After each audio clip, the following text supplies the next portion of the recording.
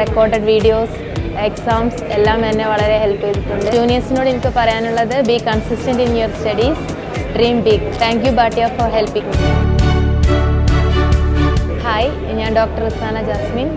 എനിക്ക് കഴിഞ്ഞ NEET MDS 2024 rank 116 ആയിരുന്നു കിട്ടിയത്.